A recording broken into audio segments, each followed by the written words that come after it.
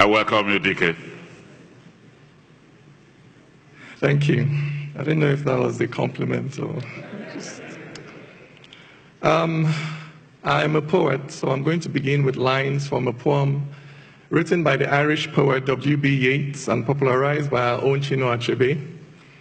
Things fall apart, and the center cannot hold.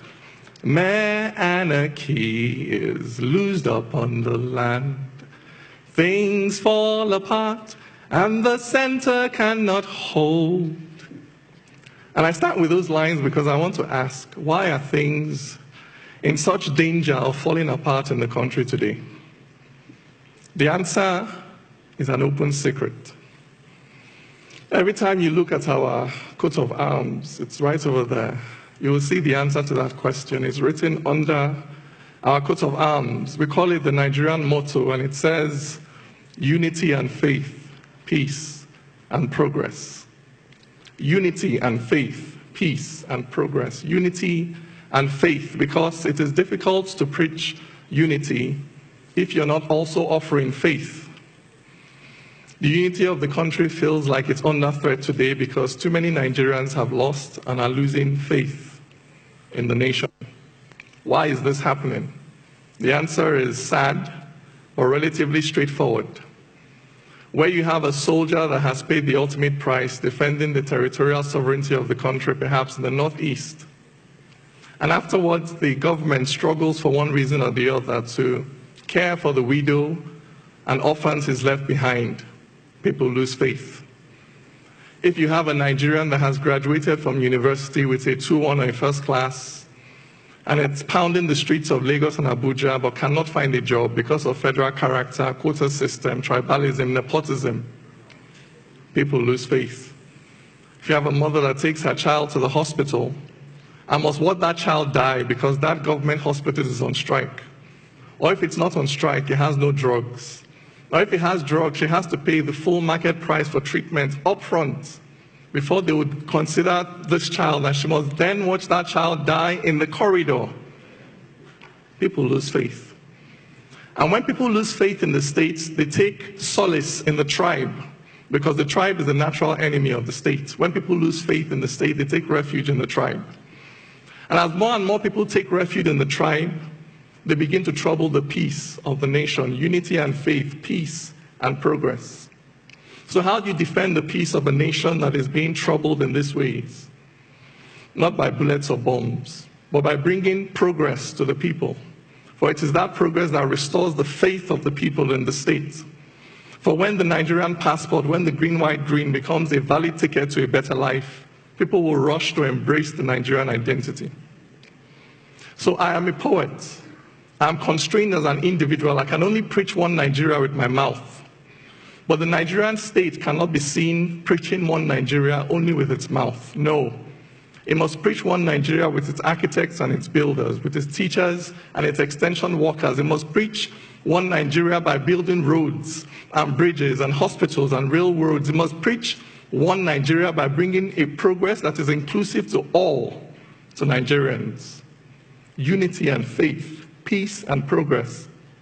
So that now, in this time of heightened ethno-religious tensions, the need for good governance and economic inclusion has never been higher. Because in the last 20 to 25 years, driven basically by worsening socioeconomic conditions, we have seen violent fronts open up all over the country. We have seen a militancy take root in the South-South, an insurgency take root in the Northeast. If this trend continues, how many more fronts may open in the next 20 to 25 years? At how many fronts can the Nigerian state fight simultaneously? Therefore, the issue of good governance and economic inclusion has become an existential one for our nation. If we are not able to turn the tide and begin to effectively deliver a better life to Nigerians across board, then it is only a question of time before the Nigerian state begins to buckle under the increasing weight of these multiplying socioeconomic contradictions. But there is hope. In South Africa, in the aftermath of the collapse of apartheid, people predicted chaos and bloodshed. Those predictions did not come to pass, chiefly because of the decision of one man to stand up for the common good of all South Africans, white or black. We need the same thing to happen here. We need our government to commit to stand up for the common good of all Nigerians, regardless of faith, tribe, political affiliation. We need a government that will commit to investing, for instance, in infrastructure for all, investing in the roads that unite, in the bridges that bind, in the railways that connect, investing in our unity schools as they were meant to be, in the NYSC as it was meant to be, investing in creating heroes out of our sporting champions who daily demonstrate on the field of struggle that victory has nothing to do with faith and ethnicity and everything to do with hard work and tenacity.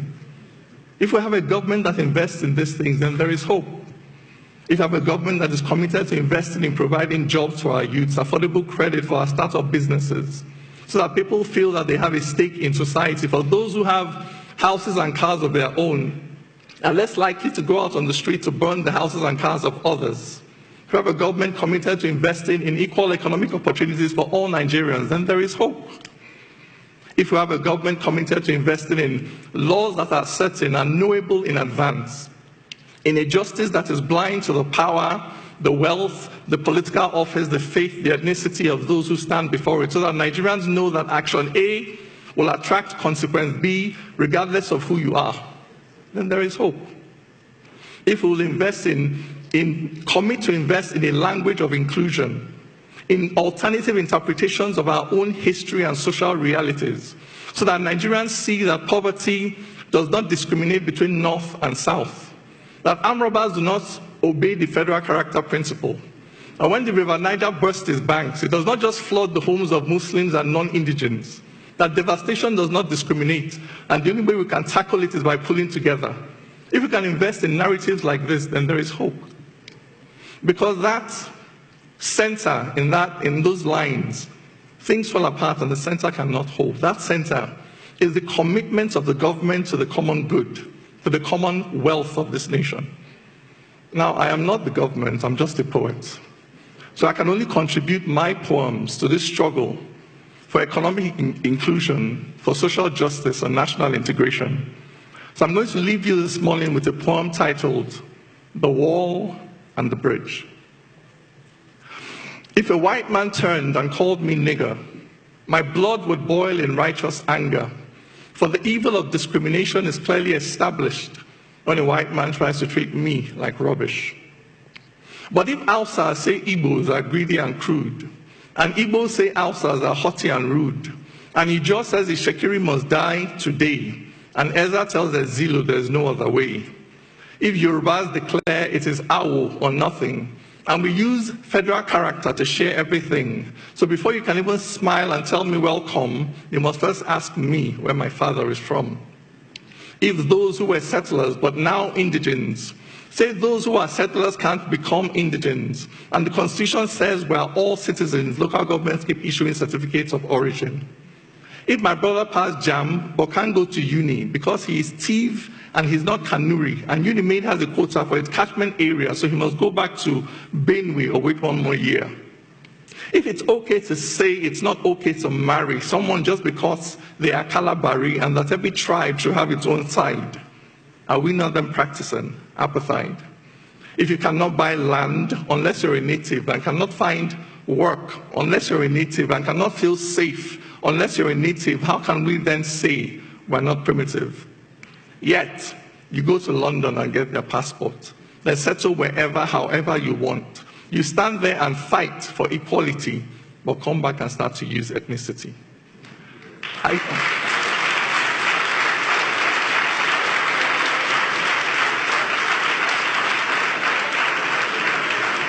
don't get the logic of thinking it's different to be tribalistic and then to be racist. If you're happy to judge him just hearing his name, whatever you call it, my friend, is the same. Where there is no courage to cross this divide, where there is no faith to look deep inside and stop judging accents and surnames and dressing, this fire we're quenching will only keep burning. Which nation can stand dividing its people? How can one build on foundation so brittle? If we cannot see ourselves in each other, this journey ends here, we're going no further. For when God made man, he gave him no facial marks. He did not make Bagi, Okun, or Angas. As sure as a black man is just like a white man, no culture is older than being human. This